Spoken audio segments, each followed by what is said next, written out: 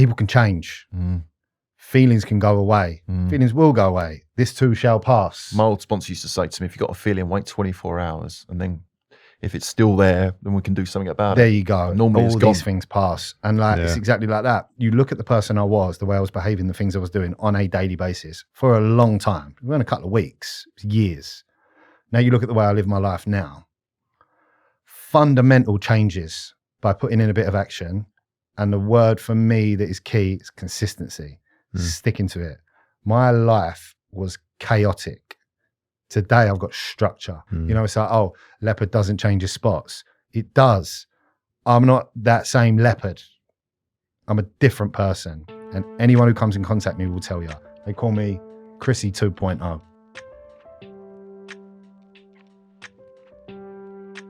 Hi everybody, welcome back to This is Powerful with me, Paul Scolford. In this podcast, I speak to some incredible people about mindset, mental health, addiction and recovery. And I share my own journey throughout these conversations. So whether you're on your own path of self-discovery, recovery or transformation, inspired by human stories of mental resilience, or supporting someone who is struggling with addiction, make sure you follow and subscribe to This is Powerful. There'll be a new episode every Thursday. In these episodes, we will be talking about drug and alcohol misuse, suicide, sexual abuse, and some other heavy topics. So please take care when listening. Today, we welcome Max and Chris, hosts of the Addicted to Recovery podcast. This podcast blends honesty, humor, and heart, diving into real life stories of growth, resilience, and redemption. Christopher White is a 37-year-old podcaster who's been clean for 5 years through Narcotics Anonymous. Chris brings a grounded, no-nonsense perspective to everything he does. And Max Thomas is living proof that addiction doesn't discriminate. Privately educated and raised in a loving and supportive family with no history of trauma, Max still found himself caught in a cycle of addiction. Today, Max is over 6 years clean. We talk about the hard truth in admitting self-centeredness, pulling a manipulative ace card, and facts about happiness versus pleasure. Chris and Max, welcome to This is Powerful.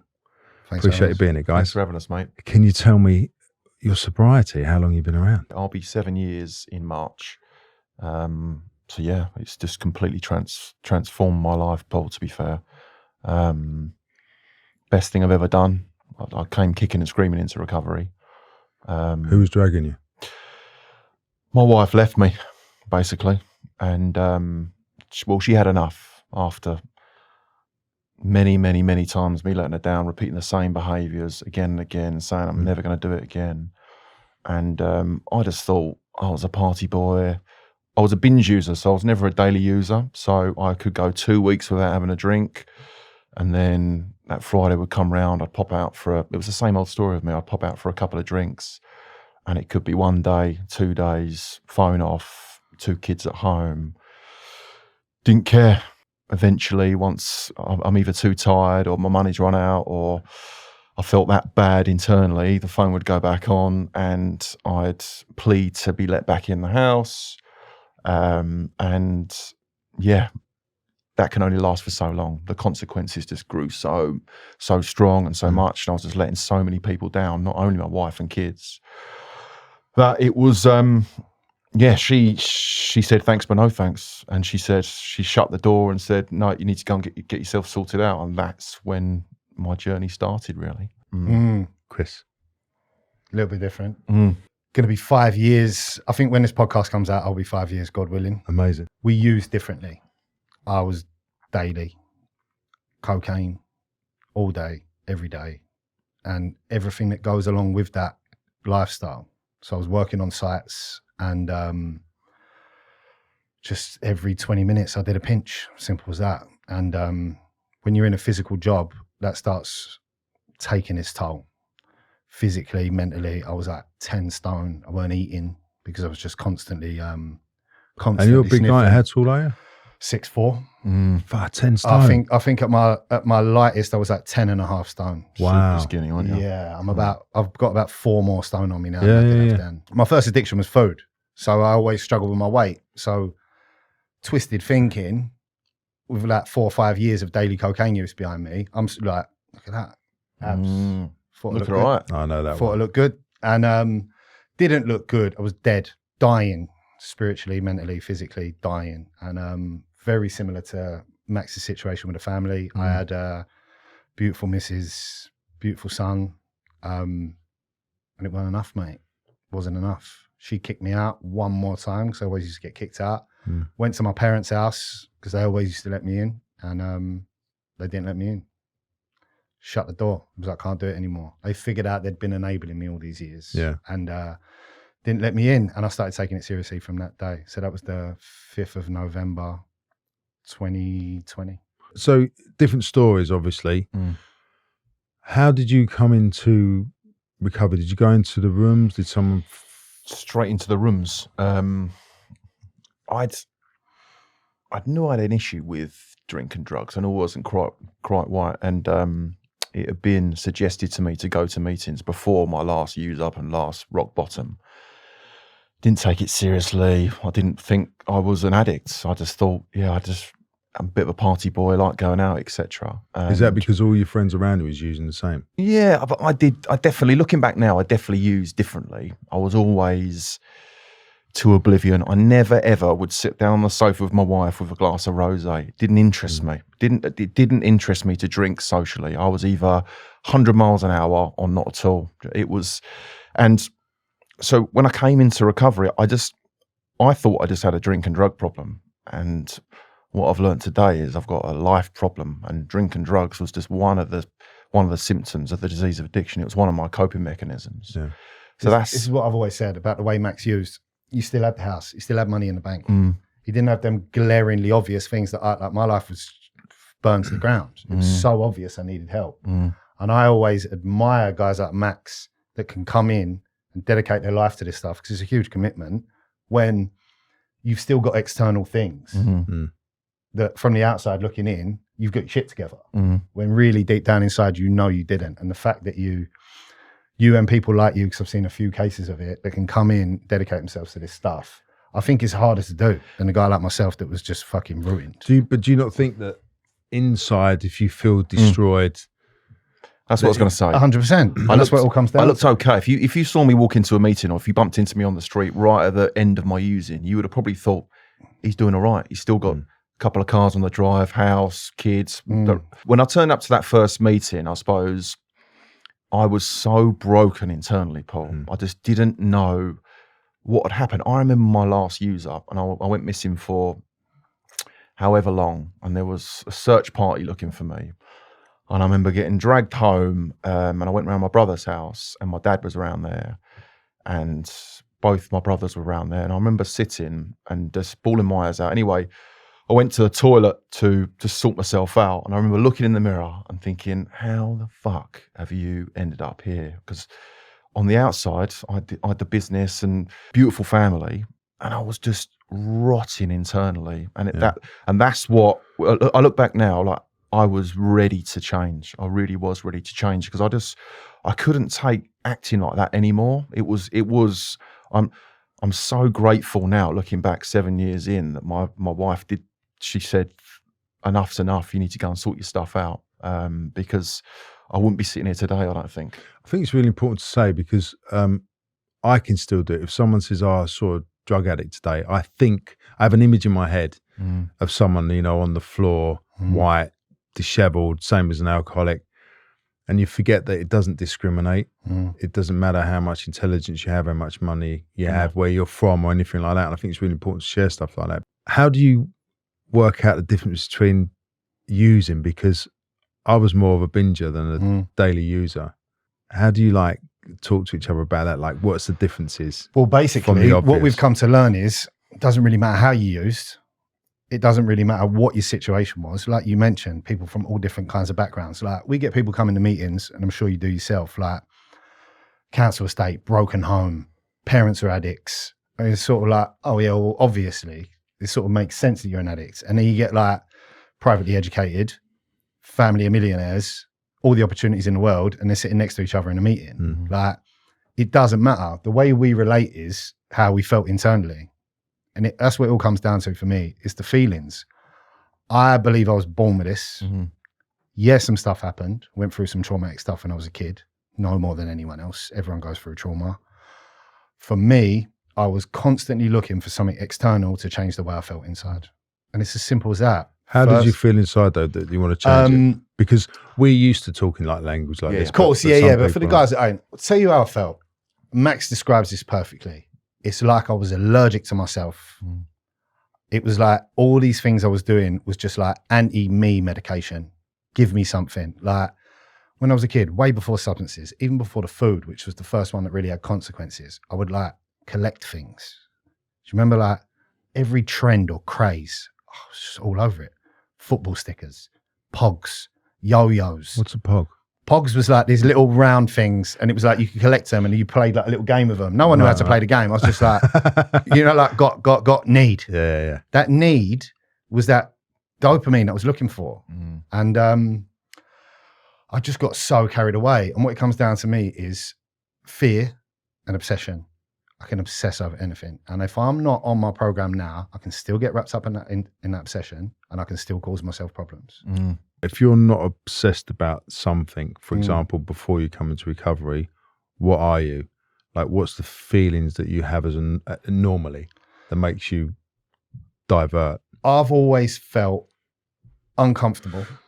I've always felt inferior, but then at the same time, I can feel superior in the very same instance, like better than and less than in the same breath. Just maladjusted to life. I would look at people just getting on with their day and just be baffled about how they're doing it. I've got an example, and I've mentioned this a lot, and it was sort of glaringly obvious to me when I was maybe still awake from the night before. I'm like twitching at the curtains, and it's Saturday morning and people are going about their day, and there's like a family walking a dog and a guy over there washing his car. And I'm like, how? How do you do that? Like, and not just that, the guy's got a smile on his face. How do you enjoy doing that? I'm like completely isolated from society, using these substances that are clearly killing me. And my best thinking, I'll do that again next week. I'll do that again tomorrow. When all I really want is to be that guy walking the dog with his family on a Saturday morning. Till I come into recovery, I didn't think that was available to me. And it's my whole life. Situation, opportunity. Like, I had a big job for this money broking firm in the city, and I'm like, all I had to do was just toe the line, 6-figure salary, come in soon. 2 weeks, fucked it up. It's like all these things that are like, nearly get it right, and then just like, no, do that. It was like self-sabotage on like an epic level with everything that I come in contact with. And I didn't know why. It was so confusing, Paul. I think addiction's very, very clever. And it's hard to explain to people that it's like your brain gets hijacked. And usually people I've met anyway in the rooms are really smart, intelligent, quite cunning and whatnot. But you can set something up and then this program kind of takes over to ruin it, which gives you another excuse just to go out and carry on. Exactly what it is, victim mentality. It's an illness of the mind. That's how I sum it up. When I'm talking to newcomers who are baffled by how they're feeling, and it's normally after they put the drink and drugs down. So I've always felt this way. I've always been very self-centered, selfish person. I've always been very oversensitive to my feelings and emotions. And I've always been very uncomfortable in my own skin. And that's today as well. Today, I've been shown this program of how to combat each one of those different areas. But I'm not surprised I used like I did. And today, what I've learned is coming into recovery, like, how do I be less self-centered? I be selfless, help others. So I've got five sponsees that I really try and give my time to. And by practicing that selflessness, that then drips into my own family, because I have to really practice to be less selfish. And that's quite hard to say, but that's where I am. When you say self-centered, right, that always used to confuse me. So for those who don't know what it means, can you maybe describe like a thought process? So Like I can, yeah. Like I'm the center of the. Have you seen the Truman Show with Yeah, Jim of Carrey? course, yeah, yeah. Right? And it's a film about this guy stuck in this world, and he's the main character in this world. Yeah. I genuinely used to think, and I've done some work on myself now, so it's okay for me to admit this, that I was in this. It was the Max show, and people. There was cameras hidden in bushes and trees, and I was the center of the universe. That's how my brain used to think. So for me, that is self-centeredness. I am the most important person on this planet, and that's quite that can be so suffocating to feel like that. it must be really, really draining. It's painful. Yeah. It's so draining, and I'm definitely better at it. But some days I can wake up after having a beautiful weekend with my family and kids, and this is why we say it's a Just for Today program. I can wake up on a Monday morning and feel like an alien in my own house. I can walk into my office and not feel part of. It still consumes me that I am this main character in my own TV show. It really does. And that's why I have to plug into this program on a daily basis to try and be less selfish. And then this program makes me feel less uncomfortable in my own skin. I'm less oversensitive. That's my battle. I've still got that same illness, but today I've got the different solution. That's how I can explain addiction. Why do you feel you was born with it? I'll tell you why. Because the substance doesn't matter. When I was a kid, like I said, I think back to, well, basically, I've been educated on this stuff since coming into recovery. I've become a student of addiction. All the different fellowships, I've read all the literature, and I identify with all of it. But when I think back to my past, when I was a child, before I'd ever picked up a substance, I still identify all the way back as far as I can remember. Like Max mentioned, oversensitivity, manipulating. Like I can remember manipulating my mum to get what I wanted. I'm still at nursery. And I know that if I scream the place down, I'm going to get a cuddle, or I'm going to get that chocolate bar, or I'm going to get whatever it is. It's the same behaviors that I do, maybe not now, but towards the end of my active addiction. Like I suffered some sexual abuse. It was an isolated incident. And this is how I know that I can manipulate and I can sort of curate situations to get what I want and play the victim, right? I kept it like ace up my sleeve to the very end of my addiction. I never told anybody. I told a counsellor once. Unfortunately, she passed away. So it was like the secret died with her, and I just had this one thing. And anyway, right towards the end of my using, I'd exhausted every other option I had. And my missus put it on me once again, rightly so, because I was acting like an idiot. And I was like, because I'm like this happened to me when I was a kid. The ace card. Saved it. Yeah. Saved it up. She starts crying. I start crying. I get another 3 months out of it. Yeah. It's like I desensitize myself from them things to get what I want. And that behavior is just repeated and repeated and repeated throughout my life until I came into recovery and I started becoming accountable. And I think that's the key word. Trauma is trauma. Trauma happens to everyone. Situations I put myself in, situations I put my family and friends in, behaviors I did, just like not nice stuff. And the one goal was change the way I feel. I need to feel good right now at all times. It's incredible to hear someone has done enough work to understand that you've used it as an ace card. Unbelievable self-awareness, but like it says in the literature, self-knowledge availed us nothing. Yeah. It takes action. And like Max mentioned about it being a Just for Today program, I can't stay clean on yesterday's recovery. I have to do this every day because my disease, my addiction, whatever you want to call it, hasn't gone away. If anything, it's getting stronger. I have to work this program. And we keep saying the program, we're talking about the 12-step program, right? So anyone that's not familiar with it, it's like I have to wake up in the morning. Sometimes I forget who I am and what I have to do. And sometimes I'll start my day like a normal person.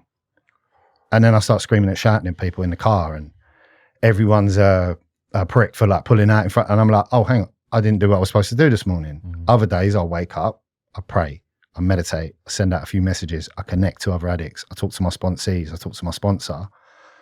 Shock, the day goes smoothly because I know who I am and I know what I've got to do. Sometimes I forget, and it all comes down to my will versus God's will. And I'm not a religious person. I'm not. When I say God, there's loads of different ways. We like to say group of druggies, group of drunks. Good orderly direction. Good orderly direction. Next right thing. So just something outside of yourself. A power greater than me. And this is what me and Max always revert to is we use the rooms, the fellowship as a power greater than us. Because it's like two addicts are more powerful than one. So me and Max, he rings me all the time. Right, he's better. Is that annoying or is that No, good? I love it. He's better at it than I am, right? Because I'll still internalize this stuff and think I know best sometimes. Yeah. I'll get a call from Max. I've got this problem, and I can see it better than he can see it. Yeah. Just like he can see my shit better than I can see it. We talk it over. That's a power greater than him. It's a power greater than me because two of us are together. But I only know that because my step work says that when I'm in charge, it all goes tits up normally. I say to Chris a lot of the time, and my sponsees really, how do you explain this like higher power and why is God's will better than Max's will? For me, if you could bottle, say 15 people in a meeting, and you could walk around with those 15 people at all times, and every time you had a thought come up, you run it past those 15 people. My understanding of recovery is that those 15 people together would come up with the right decision. Any situation in life, any decision that you need to make, if you had those 15 people in the room to run it past, you're going to come to the right decision. Instead of me trying to run the show and normally coming to the wrong decision when I'm reacting to a situation at home. A work colleague talked to me in the wrong way. I need to deal with a situation which I'm not comfortable with. I have to run. I've been programmed now, Paul, to run those decisions, normally past Chris or my sponsor or someone else. And so far it's worked for me. I don't do that all the time. And because we're human at the end of the day, and I react to situations quite quickly and instead of responding to a situation, and I make mistakes, especially at home. But I've definitely improved in that. Why does this matter in recovery? Why does it matter if you shout and scream at people, if you have a bad day or you've got the grumps? What's that got to do in recovery? For me, when I get angry, I'm acting out on a defect. I've got defects of character, some worse than others, but they cause problems in my life, avoidable problems. And rage and anger is just a reaction to fear for me. And it all comes down to two things, right? Fear of not getting what I want, and fear of losing what I've already got. And that doesn't have to necessarily be a material thing. It could be your perception of me. So the ones I remember mostly from active addiction is the feeling of embarrassment. If I felt like I'd been like mugged off. Cringy one, yeah. I could not forgive and I could not forget. Something would have happened to me when I was like 15 years old. And I'm at work, 25 years old, and it would just pop into my head. And I cannot get it out of my head. And I've rung the bloke up, screamed at him down the phone. I'm meeting him later. We're going to have a fight. I'm going to do all these kung fu moves in this fantasy version of what's going to happen. Yeah. And I've lost an hour of my life resenting this thing that happened. The person probably doesn't even know it happened. It's all perception, right? So that fear of losing what I've got could be pride-based. I'm supposed to be a man and that macho stuff. This is all a load of bullshit. And I'll get wrapped up in that stuff. Fear of losing what I've already got could be, once again, you think of me a certain way, so I can't act or behave a certain way because otherwise that opinion will change. Or it could be down to something as simple as I've got a nice house that my family live in and I'm scared that I'm going to lose it. So I have to take action in order to keep it. And some of this stuff is really destructive and others is really positive. If I'm running on defects, I'm not running on spiritual principles. And like Max has already mentioned about the self-centered being selfless, there is an opposite spiritual principle to every defect of character.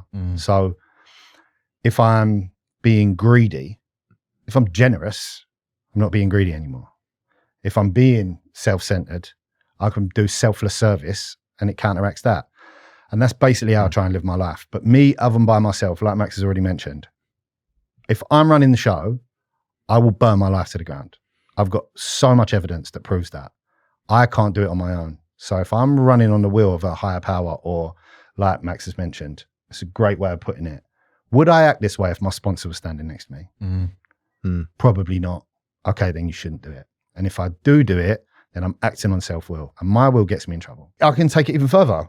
If my sponsor, my missus, my mum, my children, someone I look up to, Max, is standing there in the room, am I going to act that way? No, I'm not. Okay, well, don't do it. It's as simple as that. Yeah. That's why it's like power greater than me doesn't have to be some spiritual entity. No. It could be people in our life, real people. What do you guys think is important about why you have to live a spiritual life? Because we live in a materialistic world, don't we? So it's about the cars on the drive or getting a good job and getting numbers in for a podcast or whatever. Why is it important to have a spiritual life? Because fundamentally, Paul, so I've sold businesses in the past. I've got lovely, shiny things. I mean, I've been on lovely holidays and experienced nice things, but my spirit is topped up more than any of those things put together when I see a newcomer pick up his 30-day keyring. Like, helping others gives me more spiritual top up than anything that I've experienced financially or in What's business. a spiritual top up? Yeah, so a spiritual top up for me, most of it comes from helping other people. I've had dozens of sponsees. I think I've got 5 all the way through the work because the numbers are not good. The odds are not good of people coming in and sticking to this stuff and taking it all the way. And I can honestly say the biggest buzz I've ever had in my life, like one of my sponsees is a year clean today and he was struggling. You put me onto him. He's been on our pod. He was struggling, man, really struggling. And he got a year clean. He's got his missus in his life. He's just been given custody of his granddaughter because, not going to go into that situation, but this guy is now like a responsible person and he was done 1 year ago. That buzz I get from giving freely of my time. I'm busy, really busy, and I've got loads of stuff going on. I'm spinning plates all day long. And I will take time out of my life to help this guy because someone took time out of their life to help me. And the buzz I get from helping that guy gives me that spiritual top up. It's like a sense of pride. Do you know when I was a kid and you get man of the match in football, you that proud I feeling. weren't that good, but No, but do you know what I mean? That sense of, I feel it when I watch my kids at sports day, like that proud. That's how I feel. That's how I can. Someone said describe filling up your spiritual tank, for me, it's that. It's that feeling of just giving selfless acts of kindness, I suppose. I guess it's the opposite to feeling of self-obsessed and what someone's talking about, what you're looking at. So you exactly right. Feel something inside that's full. And like you was mentioning earlier on about why is it so important to live that spiritual life? We live in this financial, materialistic world. It's a load of bollocks. It doesn't matter. Like Max just said, like I'll have like a really nice watch on, driving a really nice car, really fit bird, and I'll feel empty inside. I could be like, when I first come out of rehab, I was living in a dry house in Southend. This gaff was like Kazi, right? I was on benefits. I was getting universal credit. I had like 1 pair of trainers and I felt so whole. And just like, I got goosebumps thinking about it now. It was like, I'd gone from darkness to light. What, just comfortable in your own skin? Comfortable in my own skin. I could start looking people in the eye. I was helping. People were looking at me like, fuck it, what has happened to you? Just like this changing me, right? Well, the bullshit had gone, right? Stripped away, gone. So you talk about spiritual life versus like materialistic. I'll go on Instagram, I'll get sucked into it. I'm a human being. Oh, yeah. There's a reason this stuff is so popular, is because for a split second, you're like, wow, how good is that? Like, go and buy a Ferrari. That feeling of like, oh my God, I'm the bollocks, I've got a Ferrari. It doesn't last. Don't for me, no. Have you ever seen Mad Men? Yes.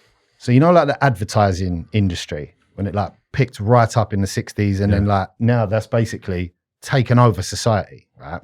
It's not real. It's been created, right? And I heard this guy talk about it and it's stuck with me. The difference between pleasure and happiness. And you mentioned before we got going about serotonin and dopamine, right? Serotonin is happiness. Dopamine is pleasure. Shiny things, cars, watches, that's dopamine. This is not serotonin because you can't sell serotonin.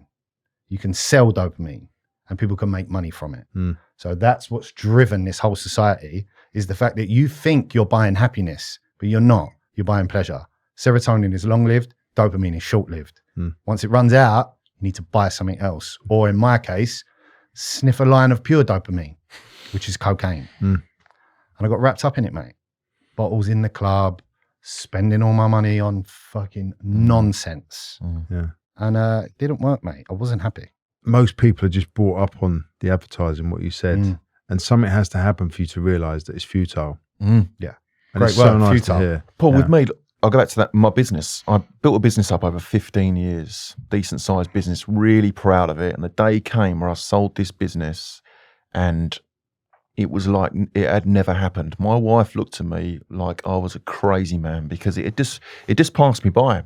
I bought classic cars, obsessed about it for 2 years, like looking at loads of, like went up north looking at it with my dad a few times, driven it once since I've had it. Because it's just, once I've got that, it's just, it's done. It's not like Chris saying, that pleasure and happiness. It's the chase. It's, for me, I got more of a buzz picking up cocaine than I did taking it. Yeah. That is the chase. People don't talk about that, do they? No, it's the chase, the excitement, even it being in your pocket. After the first line, it's all downhill from there. It's a funny one. And I have to watch that today. Decisions that I make, especially around buying stuff, what are my intentions? I remember standing next to you the day the money came through from you selling your business. Yeah. And he was like, oh, wow. Mm. And it was like, so you're going to that meeting later? Just like, gone. Next thing. What's next? And I think we are, especially addicts, it's not about what's happening right now. It's what we're going to do next. It's the anticipation. Like you said, picking up the gear was sort of the buzz. Yeah. I used to smoke a lot of weed when I was a kid. I say when I was a kid, I smoked a lot of weed for a lot of years. And I liked the like ritual of it, the getting it, the smell of it before it'd been smoked, the rolling of the joint, like having all my bits just how I want them. I preferred that to the feeling of being stoned. But I would still get stoned every day. Right. Because you can't have the ritual without the other bit. And it was just another one of them things, like I mentioned earlier, about me trying to, I love the expression getting out of my head, because my head was loud and it wasn't a comfortable place to be. So if I could do something that got me out of my head, I would do it.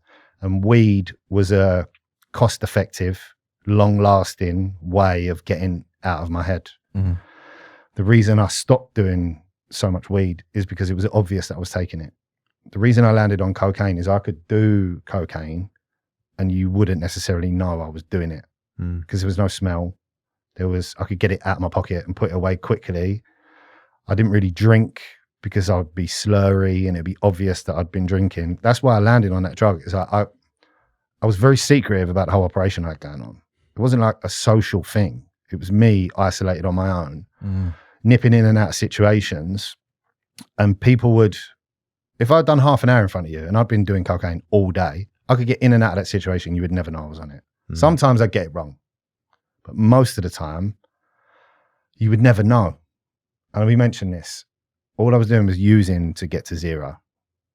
Oh, there was no buzz. I was using to get to zero. I was waking up in the morning so down, so low. I would use just to get to that baseline. I never went up, and I would just try and hover along that line. Sad, really, isn't it? So It's sad. the same as smoking, isn't it? Yeah. Because you just get back to feeling relaxed a bit. It's funny. I was coming to see you today. A little bit nervous, apprehensive, all that. And I'm 16 days off the cigarettes today. What? Oh, yeah. And Well but done. I said to Chris, I am consumed by wanting a cigarette because Yeah. cigarettes really, Paul, just change the way I feel for that little split second. I never used to really enjoy cigarettes. I would smoke them so quick just to get that little buzz. And it's funny, even today coming up here, I want something to change the way I feel. I'm looking for something to fix my internal anxiety. How do you describe to people the feeling that I had when I first come in, and I just felt naked and raw and really fucking vulnerable. But that all turned into an asset as I went through my recovery. Where are you guys at now with day-to-day stuff? So when I first came into recovery, Max will back me up on this, I came in with so much bravado. Did you? So I didn't get it first time. I went to Right. my first meeting when I was 27 and I got clean when I was 32. So I was in and out, a few different fellowships. I came to NA, the fellowship that I stuck with. But what were you thinking when you was coming in there? Where was you going if you... Oh man, I was fucking Bit of lip I was service. just lost, mate. Absolutely lost. I'll tell you what it was. First time I was going is because I was trying to get people off my back. Yeah. Right. I knew I had a problem. I thought I had a drug problem. Like Max has mentioned, I had a me problem, but I didn't know that at the time. And I came in with this huge bravado that I'm all right. And I stuck around for about 100 days and then I relapsed. And it took me 2 years to get back. And that 2 years of my life was just dark, sad. Was that because you'd isolated. actually heard a solution? So I think there was a somehow? couple of reasons why that was so dark. Is because I'd heard the solution. I had a head full of the 12-step program and a belly full of booze and drugs. I'd also told everyone in my life That you're I was an an addict. addict. So, and I'm like, don't ever let me do that again. Oh, shit. Yeah. So what happened was my Really world small. just went boom, Super small. super small. So going to meetings, picking up fake clean time key rings, pretending to everybody that I'm not using whilst daily using. Super that sneaky. must have been really Yeah. painful. Exhausting, mate. People say to me, you mentioned about when you first come in and you feel vulnerable. It was a relief, mate. It was a relief. People say, oh, that must be hard coming into recovery and staying clean. And I'm like, mate, walk in the park compared to daily cocaine That's use so and good active to hear. addiction. Walk in the park, mate. Doesn't even compare. The hardest thing I've ever done is that last 2 years of my using. Stealing, lying, cheating, manipulating, working. Because I stole and my parents are the ones who copped it. I'm think I'm a bit of a bad man, like in my head. I'm not. I used to steal from my parents because I knew there was no consequences. And the shame and the guilt and the remorse that's coupled with that fuels that need to use and get out of my head even more. And I'm just stuck on this vicious cycle. Like my mum and dad would let me in their house after my missus had kicked me out. I'm showing up 2 bin bags full of clothes back in my childhood bedroom. They're like, oh, poor thing. I know where the safe is. I'm like, thank you for looking after me. Wait until they go out. I'm breaking in the safe and stealing the money so I can go and pick up again. Right. And I can sit here and say that now because I've done loads of work around that and I've made amends for that process. And one of the biggest things that's happened to me in my recovery, and funny enough, there was a situation of it today. I'm financially trustworthy today. That safe that I used to steal money out of, when I got clean, I put my mum in charge of my finances and I would get paid. Sometimes I'd get paid cash and I would give it to my mum. So I'd go around there and give it to her and she'd put it away for me and look after it. And one day I went round there to give it to her and she wasn't in. And she said, the code for the safe is, and gave me the code. I opened the safe and I put money in it and closed it. Nice, man. I'm getting a little bit emotional thinking about That it. must have been a really big day. And I'm like, oh, fuck. I used to take the money out of that and now I'm putting it back in. That's the change. That's powerful. My parents come to me now for problems. If there's an issue in the family, I get the phone call. That didn't used to happen. One, I wouldn't pick up the phone, but it just didn't. I wasn't that guy. I wasn't that go-to person. Talking about vulnerability, I'm still a big crier in meetings now. I'm a very emotional guy, but I just think I feel so blessed that I have got somewhere to go and be vulnerable and not be judged. I sat in a meeting on Monday, 50-year-old guy crying his eyes out about how his brother's really unwell in hospital, and he was just concerned and just having that ability to, like, imagine going down the boozer and crying your eyes out to your guy over a pint of Foster's. They'd be like, he's a bit of a buzzkill, isn't he? It's like, do you know what I mean? But it's a bit. It's just not. It's just. Look, I think that it came out about Ricky Hatton, didn't it, today? Like, he took his own life, bless him. Like, oh, did he? I didn't read that. Yeah, it's Yeah, confirmed suicide today. it's man. but men in society today, I think suicide in the UK is still the biggest killer of men under the age of 65. It's been over the last years, since COVID, is the highest deaths ever under age of 40. And let's have it right. It's not really being spoken about, is it? But go back to vulnerability. I just feel honoured and blessed that I've got a place to go on a Monday and a Wednesday. And if I'm really having a bad day and want to cry for 2-3 minutes, and I can, and people won't judge me. Actually, people will come up to me after the meeting and say, Max, how are you? Do you want to go for a coffee tomorrow? Like, where else is that available? I've told a story before. Like I was splitting up with a girlfriend. I was in LA. We lived in Miami together, and she flew over to see me. And all I had to do was drive down in basically one street down Sunset Boulevard to meet her at a hotel. And it was probably 8-minute drive, something like that. 4 hours later or whatever, I rock up, totally stoned, completely got lost, which is impossible. One road. Yeah, literally, yeah. And I'm like, fuck, I'm sure they changed the buildings. I was completely off my head. Got there. All I wanted to say was, I love you, please.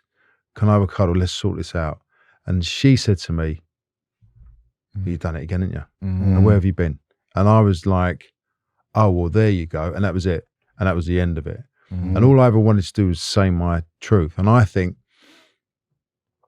that vulnerability is misunderstood as a weak thing. And I think to allow yourself to get emotional, to sit still and just allow them emotions to come up, pass, and come back down to yourself is a strength. Well, we call it vulnerability, but really, if you look into it, it's honesty, because you're honestly saying how you're feeling on that day. A lot of men are dishonest about how they're feeling. You ask a lot of guys, how you doing today? I'd be, yeah, I'm all good. That's the go-to response, isn't it? Yeah. There was even a guy at my meeting the other week, and I said, how you doing? He said, I'm all good. I said, fine. How you really doing? And he said, actually, I've got this going on. Yeah. It's vulnerability for me is brutal honesty. And that's what I've had drummed into me coming into recovery. Be brutally honest. And that's what I say to my sponsees. I want to know if you're having a good day, a bad day, indifferent day. I want to know, because I used on my feelings that I couldn't. That's why I was a binge user. It would build and build and build. And then I describe it as like a rucksack full of resentment and fear. And alcohol and drugs took that away from me.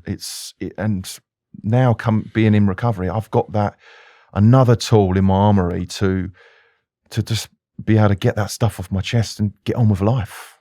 I think that's really important, because I feel like guys are like sieves. If you just pour stuff in it, it will build up, and then something will happen. And the suicide thing is because a lot of people don't want to hurt other people, but they just feel like after constant thoughts and feelings of comparison, like, oh, he's done well in his business, I haven't, or he's got that girlfriend, I haven't, I can't be free to do what I want to do, they just take themselves out. I just think it's sad. Like Ricky, for example, just if one phone call could have changed the whole situation, couldn't it? Well, this is it. I heard, it's funny enough, it was Jimmy Carr talking about it, and he said it's a permanent solution to a temporary problem.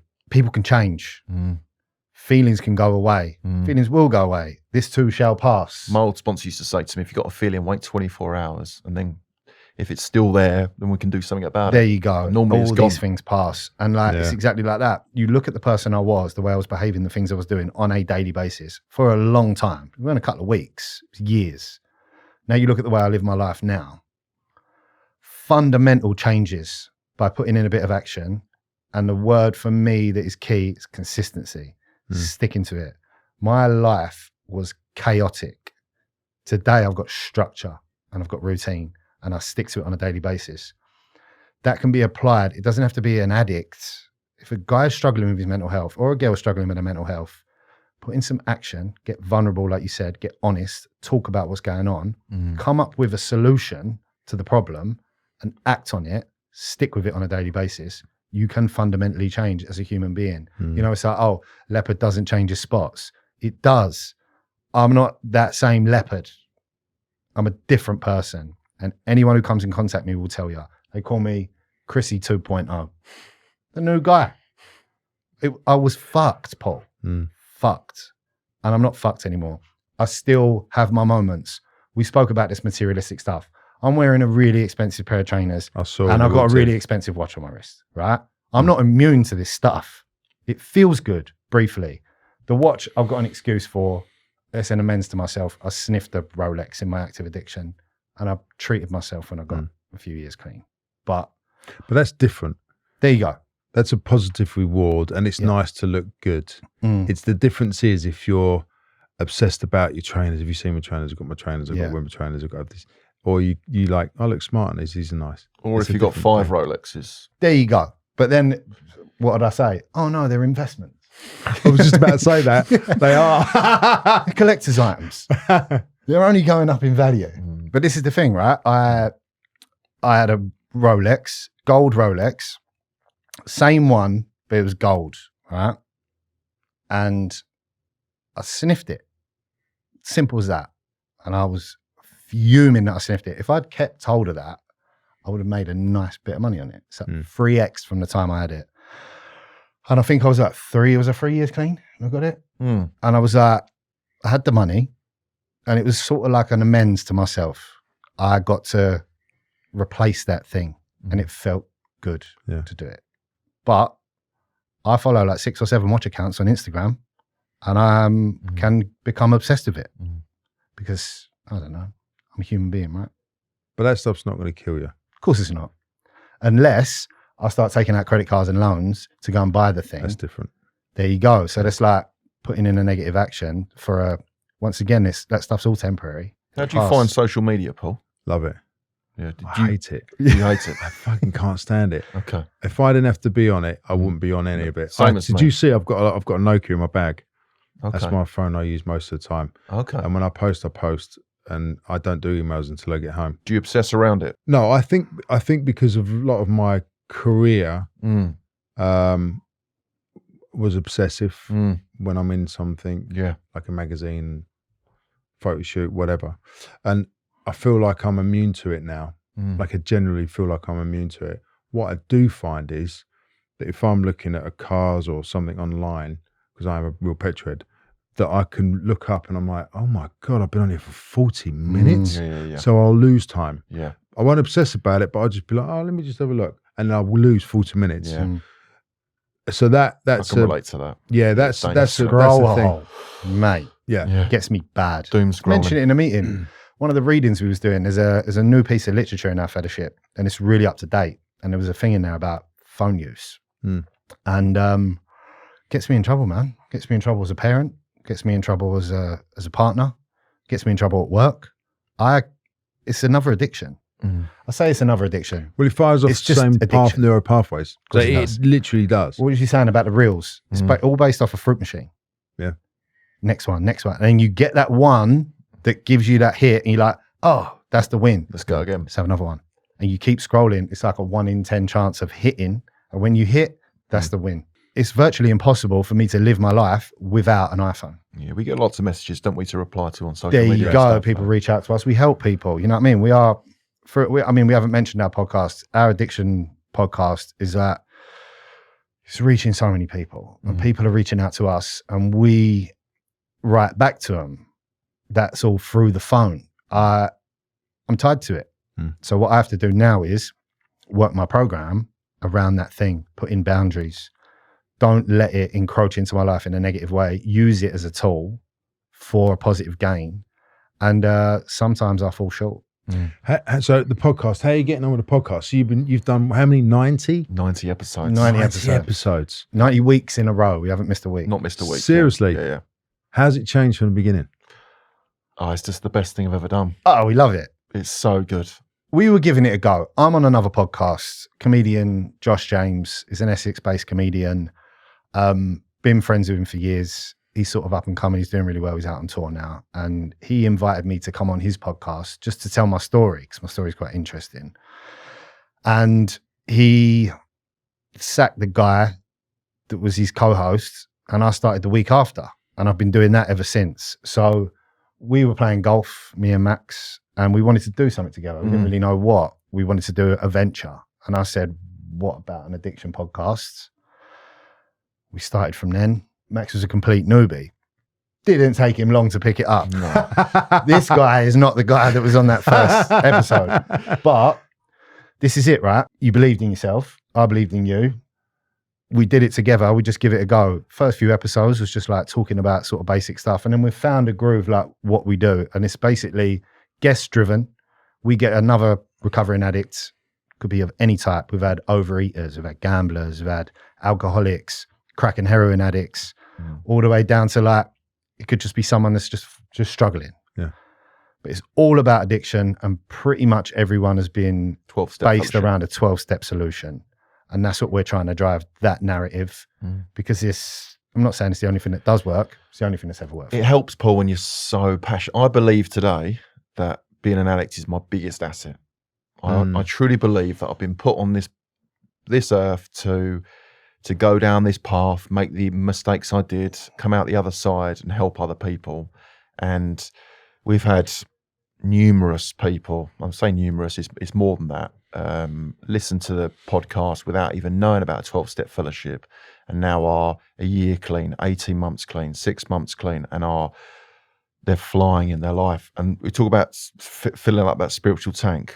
That is, it's amazing. We get guys and women and family members reach out to us daily, and the gratitude that they show to us. And I always go back to them and say, look, we do this because it was someone else did this for me, Paul. Someone else took me to the side at one of my meetings that I go to when I was really early on, gave me their time.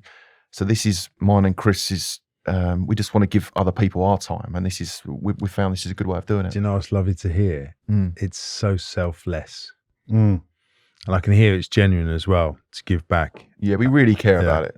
Yeah, it's definitely the best thing that I have ever done in my career so far. Did people just start messaging you out of the blue, or did you put something out to say message us if you've got? It's grown issues? so much. Like round numbers, we get 20,000 listeners a month now. And we'll be 2 years in February. And we started off with, that's a lot of ears. It is a lot of ears, and it blows me away. It's like 50 different countries, and the reaction has just been amazing. It really, really does.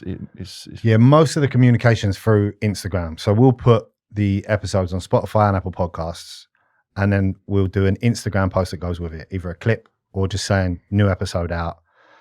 So we've got a bit of a following now. We're up to like 17,000 followers on Instagram, right? And we only post addiction content. No brands, no nothing. It's just solution.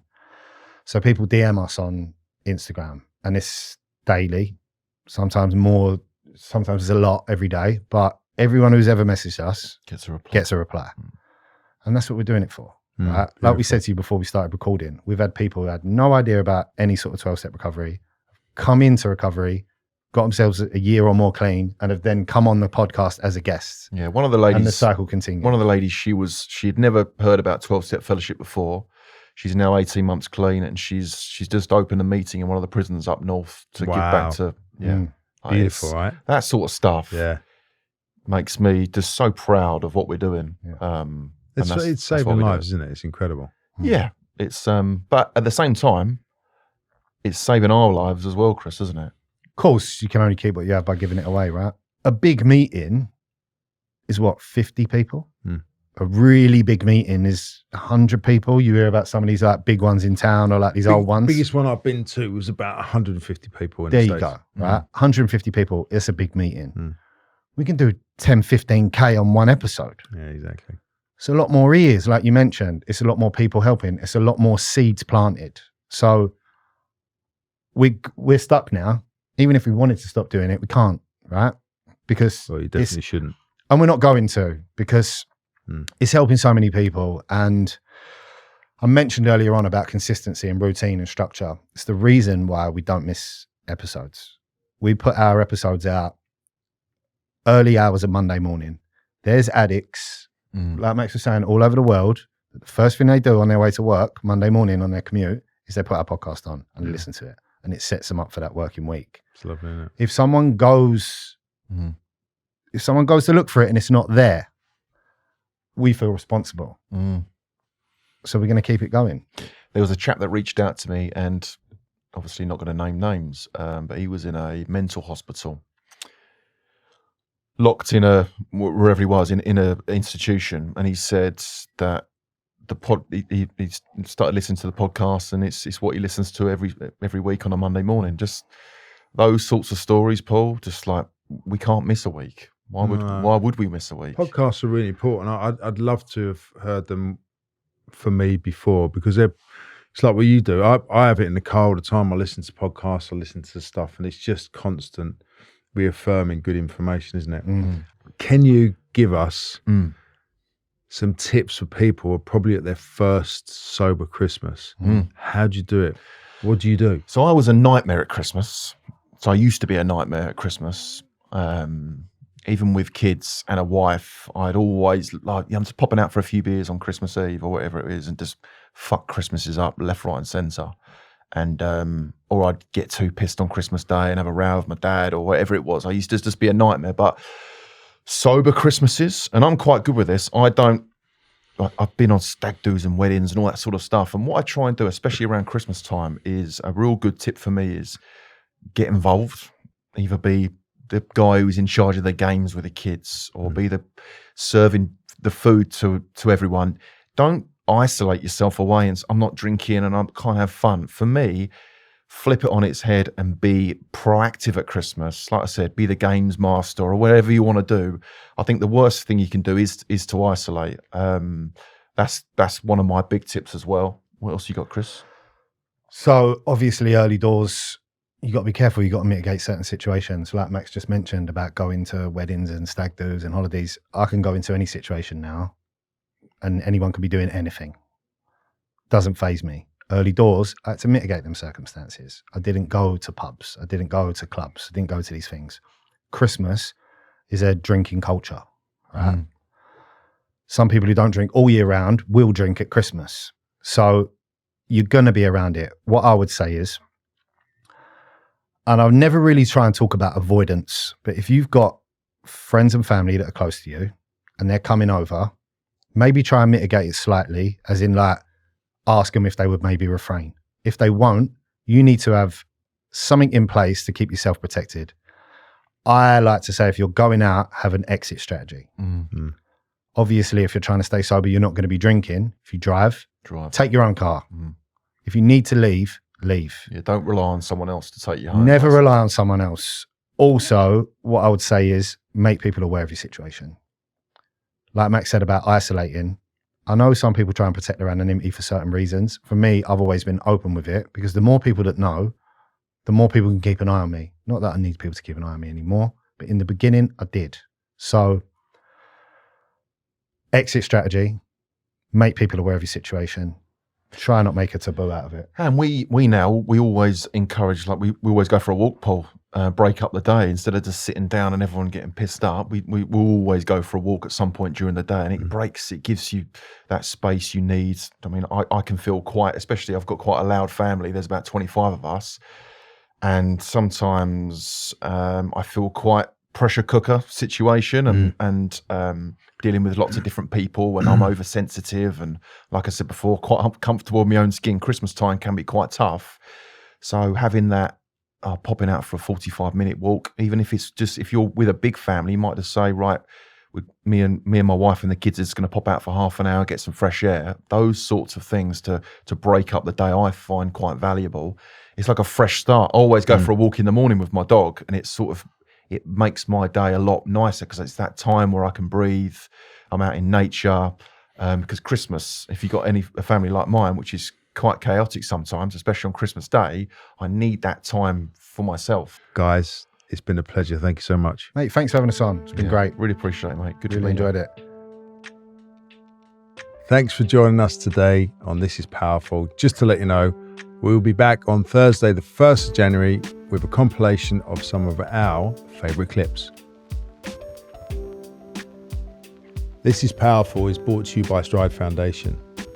If you or someone you know is struggling with addiction, please head over to www.stridefoundation.com, where you can find links to resources that may help. You can also donate. Please make a donation. It will help us bring to you more episodes.